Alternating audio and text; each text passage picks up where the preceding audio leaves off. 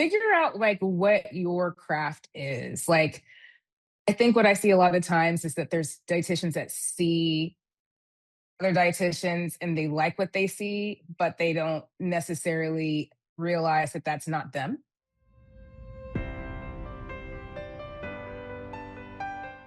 Hello, and welcome to the Master the Media podcast. I'm your host, Amy Gorin, and I'm so excited to be here today with our special guest, Uma Callins. Welcome, Uma. Hi, Amy. Thanks for having me. Thanks for being here. Uma is not only a spectacular media dietitian, she's also a Master of the Media graduate. So, just really excited to chat with her today about her whole media dietitian journey. I'm sure you guys have, lots of questions that you probably are dying for her to answer. So, um, do you want to tell us a little bit about yourself and all the things you're doing? Sure. I am a board certified sports dietitian. I've been a dietitian for, I can't believe this, 18 years now, which is nuts to Wow. say. Yeah, I know. It's wild. I'm also a fitness coach, and I think I've probably equally been one for that long too. So I've got a dual specialty. I have a couple of businesses, a private practice, Overgood Health and Nutrition. I've got about 4 dietitians on my team, and we see just about everything. And I also co-own a sports nutrition and sports performance business with my husband. And we recently just launched our own facility from the ground up and really busy with that. And I do media. I work with brands, commodity boards, and obviously with the messaging about performance, nutrition, and all things fitness and wellness. You're And I'm doing a mom of 3. all the things, like literally all the things. Yeah, crazy. How do you sleep? I don't know. What is even sleep? No, I'm Yeah, just kidding. who knows? Who needs that? Uh, so yeah, I really was so excited to have you on the podcast today just to, I think a lot of listeners are just always ask like, how do you get started as a media dietitian? So tell us about your journey and how you got started. Yeah, I mean, honestly, for me, just some local opportunities presented itself specifically within our state affiliation, our dietetic association. They had like a routine segment opportunity called Tasty Tuesdays. And so I definitely did that quite a bit. I also had some opportunities randomly kind of fall in my lap to collaborate with different brands that are like doing things that were non consumer facing. Um, and that's pretty much how it worked, just really starting local, also doing some radio stuff too, here and there. So didn't even really realize that that was going to be a thing I kind of fell into, but realized quickly once I started doing it that I really liked it. Yeah, I mean, I know when you were in Master of the Media, you just kind of like burst into like the whole media dietitian community and like we're having these incredible partnerships. Yeah, it was amazing. Your program's awesome. Well, I'm so glad you're a part of it. Let's talk about timeline. Like when did you so you've been a dietitian for 18 years. Like when did you start working with the media? Ooh, gosh, that's a question I really have to think about. I'd probably say, I mean, not right away. Immediately, like once I started actually practicing and doing all the things, my focus was building a brand, and really focusing on that and figuring out what in the world I was going to do because my lane is very unique. There was nothing else to really look at. I just had it all in my head. So I would probably say 2015, 2016 is when I really started to have those opportunities and take them. Awesome. And then like when did you realize you wanted to start working with brands? Oh man, that actually might be more recent. Um, I mean, I'll be honest with you, thinking about that, like there are times where it just kind of came in my mind, but obviously starting, as you know, a family, like there's a lot of things you want to do, but you shouldn't do. And and so just trying to figure out how to balance everything. Once I finally came to a point in my career where I was like, you know what, I want something else. I really see I like being on camera. I like talking and speaking, and really helping people. And I want to reach a broader audience. And so I think really kind of within the last handful of years is where I was just like, I really want to take this push to do it more consistently. You mentioned you've done projects behind the scenes. Obviously, you've done it in front of the scenes. Like, can you tell us a little bit about, first of all, what does it mean to, work behind the scenes and what were those projects? Really consultant based is really the role that I've had. One of those partners I've had for quite a while, and it's more so just about, hey, this is what we have. We need your expertise. And figuring out different like software and offering services, things like that. What makes sense, what doesn't make sense. So I would say that's been the gist of it, just working as a consultant for the most part for those non-facing opportunities, consumer facing opportunities. Yeah, and I mean, I think that's something that, obviously you love being on camera, but not everyone does. So that's a really Oh, good opportunity for people who are like, hey, I want to be, not where people see me all the time. yeah, and then outside of that, just contributing to articles here and there. For me, again, it started locally, so I knew that every year I'd have these standing opportunities to be able to contribute about various topics, and so something else too. Amazing. And tell us about, your in front of the scenes partnerships with brands. Yes. So everything from social media to TV segments to speaking opportunities. I mean, those are all great. I mean, I love it, obviously, but it just allows you to really communicate their messaging in a unique way that fits you. And a lot of it is, lived experience in your niche, obviously evidence based information, their messaging kind of all intertwined. And I think that's what makes those experiences really great. Yeah, I mean, and you get to sometimes promote your own businesses too, like, right? Yeah.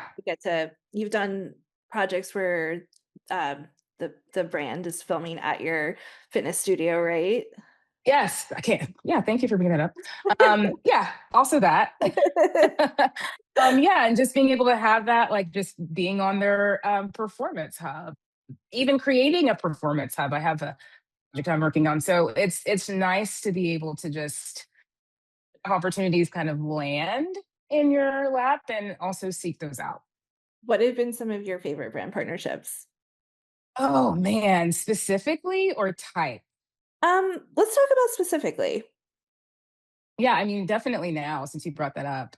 Now foods, they've always been wonderful. One of my favorite partnerships ever. Easy. They're just great. They have such a great And yeah, seamless always. And they came actually last summer to my facility. Thank goodness it was not hot as hot as it is now, because in our actual like training space, we don't really have AC. Oh The other boy. side we do, I would have been dead. I'm just a puddle.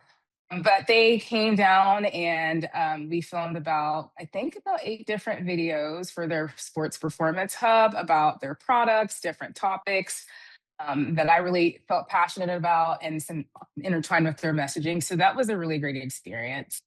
Gosh, I really love all the different just like sponsored trips I've been able to be part of, just because it's a great opportunity to not only learn, but and see a different side of things, whether it's a commodity board or a brand itself, but also to meet people. Like, there's so many of us, and we communicate online, but then to actually see people in person and then meet new people is always a nice network opportunity. So those are a couple. And have those sponsor trips led to brand partnerships?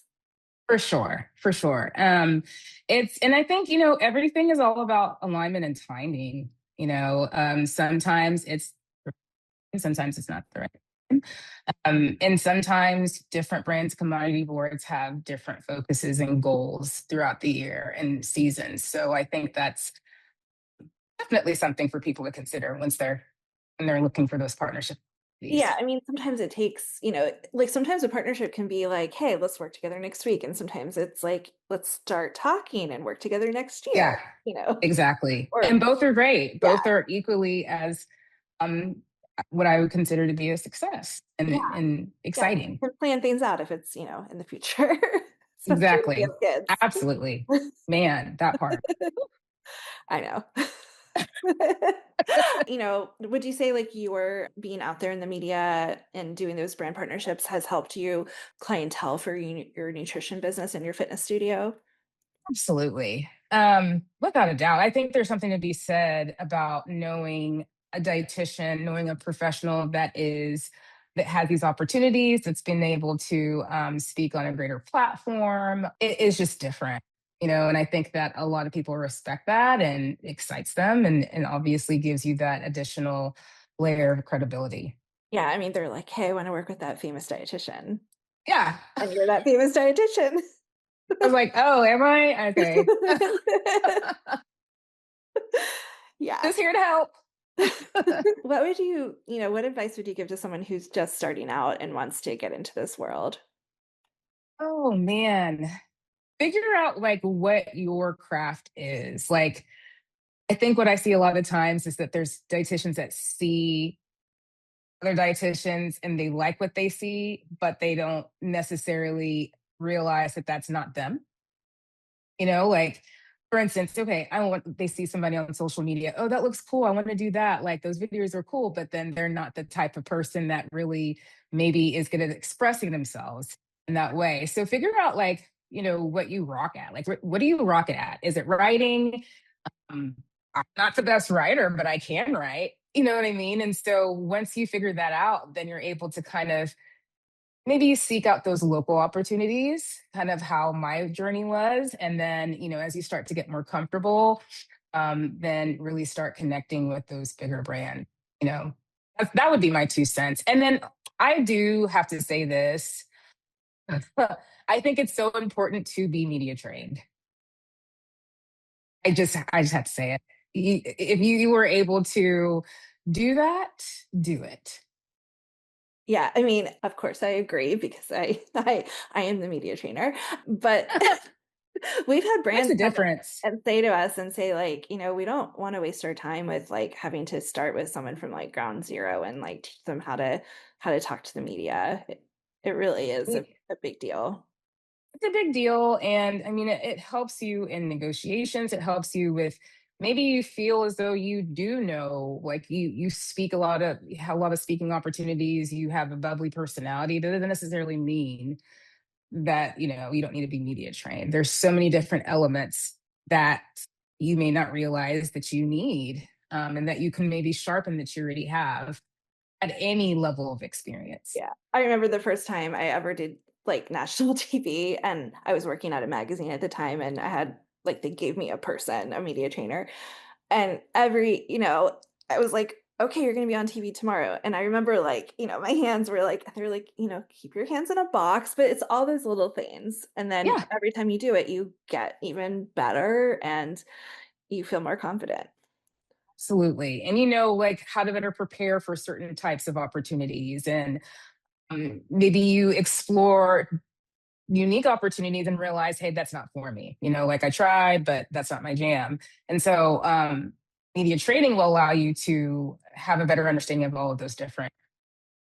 Yeah, and that's something in Master the Media, that's why we have our students go through let's do print media interviews, online media Yes. interviews, freelance writing, TV, and some people will be like, I never want to be on TV, but Yeah. try it, see if you like it, and then the number of people who are like, oh my gosh, Amy, this is my thing. Exactly. It's like the whole thing of don't knock it till you try it. And you never know until you do. So, but yeah, media training, that would be the number one thing I would tell people, like, do it. Well, that's smart advice.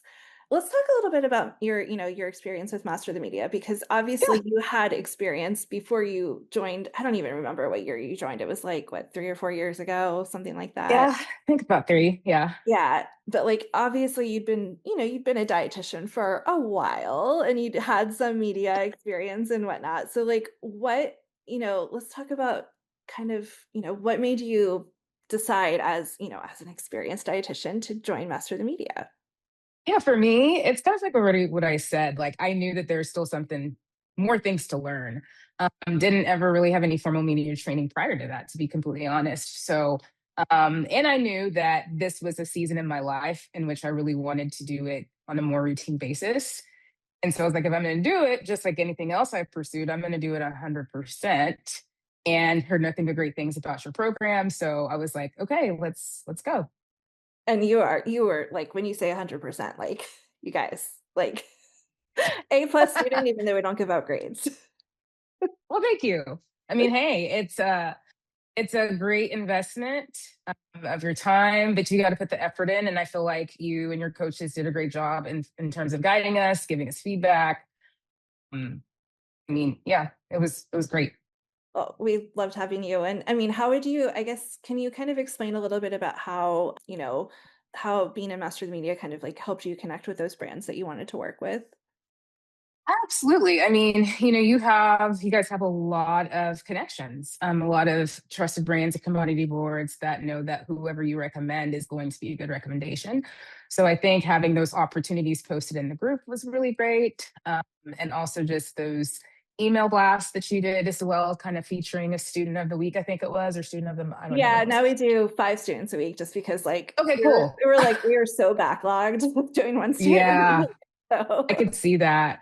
But I feel like those are really great opportunities. And even brands, I remember there was a brand specifically that was had a pretty big like overhaul with their messaging and branding, and they needed a some consultants and they needed some interviews and things like that, some things to post on their website, some testimonials. So I feel like all of those different opportunities were really great just because of those connections. And yeah, it was what were some nice. of the brands that you were able to work with through, being and master the media?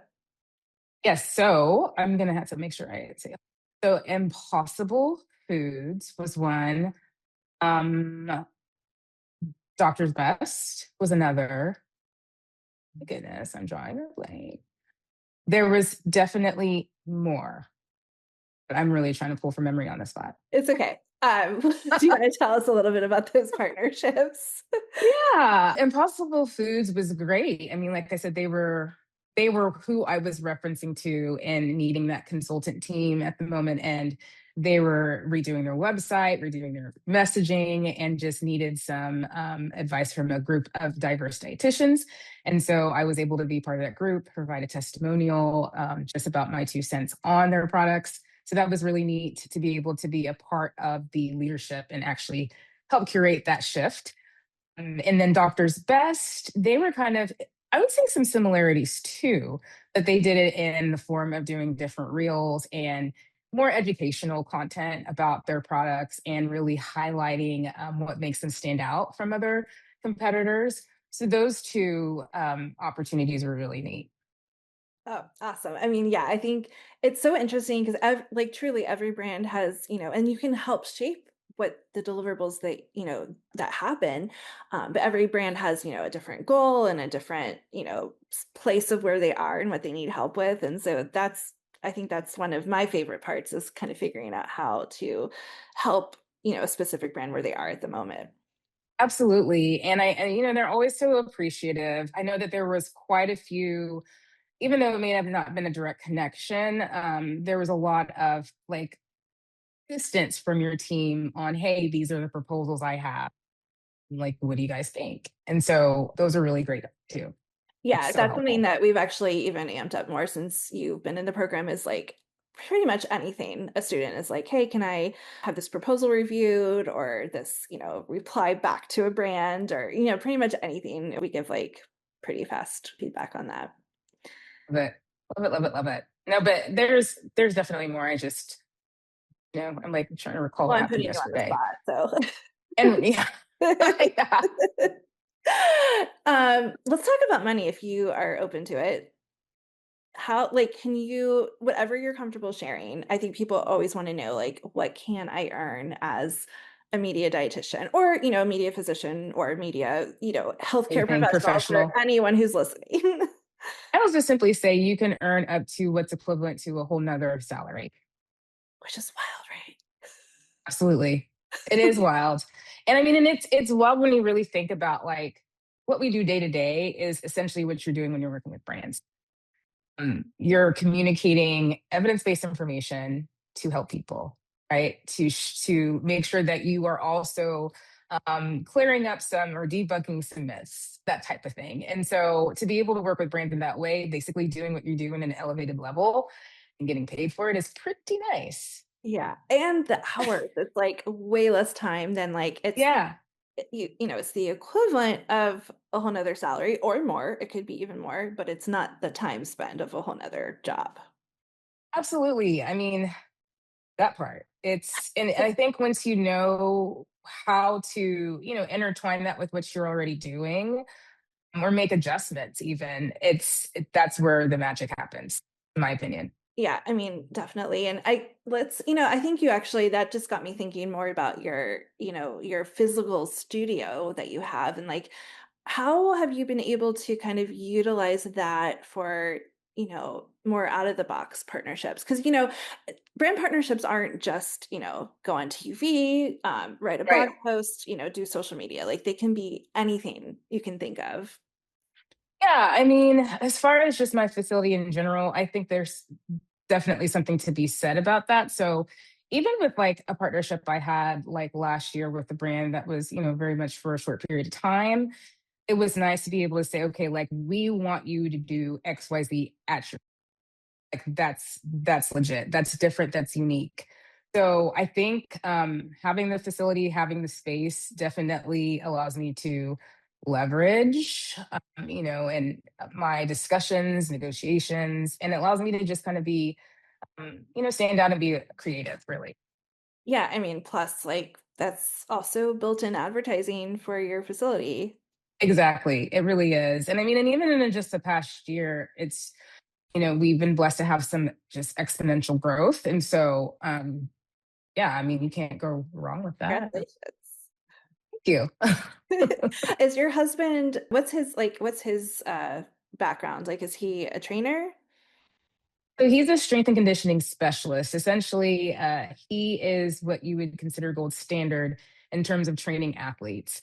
So he specifically works with athletes to help them with speed, explosiveness, agility, essentially allowing them to perform at their best. And of course, injury prevention and then also rehabilitation back to sport for those that are injured. So Oh, wow. he also does an additional specialty now. He's had actually for a few years to where he can actually measure speed. So for someone who wants to be faster, he uses what's called like these lasers. So it's like tech. And we can measure speed at baseline and then go through the training and then over time and measure how much faster they can go miles per So cool. Wow. Didn't even know they so could it's do really, that. yeah, I know. Like tech is really fascinating. Like it blows my Yeah, mind. I know. Like, how is it working, as a team? Man, I mean, we're like yin and yang in terms of our Yeah, personalities. So I think that's why it does work, and we just don't jump down each other's throats. But we complement each other, even in our own like our profession, right? Like I fuel help with the fueling issues. And then he in turn helps with the performance. And so it's really great that we just have that synergy naturally. Um, and it allows us to stand out really. I mean, that's pretty unique and really awesome. Thank you. Do you rope him into the brand partnership side of things and the media side of things? Oh gosh, he should. Yeah. I mean, that guy is so smart. And the amount of respect that he has just from like local coaches and even beyond.